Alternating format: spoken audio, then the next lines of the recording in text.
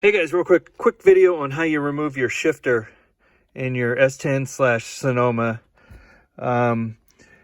You're probably going to have to cut your carpet a little bit. You can see where my console comes around. Well, first you need to remove your console, and basically this is what mine looks like. And there's only one bolt that holds this thing in, and that's right there. It's 10 millimeter.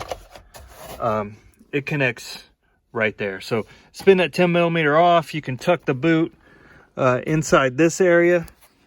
Just pull this straight up and the boot's left on.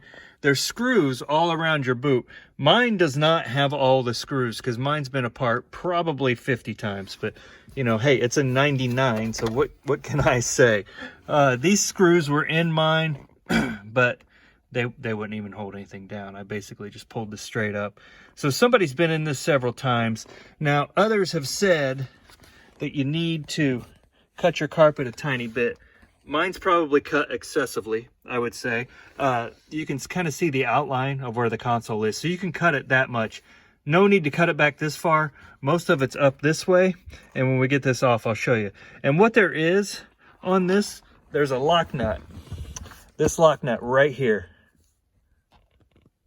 And what you want to do is you want to turn that from up here, you want to turn it this way, right?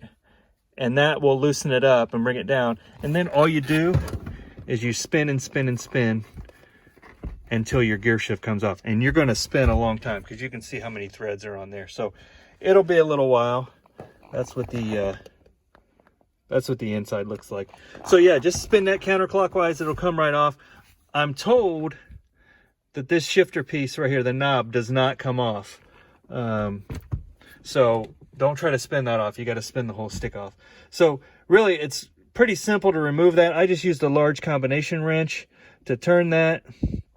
And then what you can do is when you get it back on, you crank that back up to tighten it in place so it won't loosen.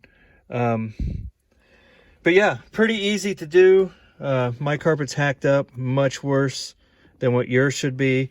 You may just have to do a tiny one here, a tiny one here, maybe a little one here, and then maybe a couple up here, just so you can get to those screws that line the shifter boot. But that's all there is to it.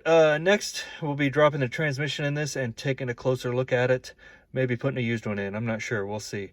But that's coming up next. We will see you next time.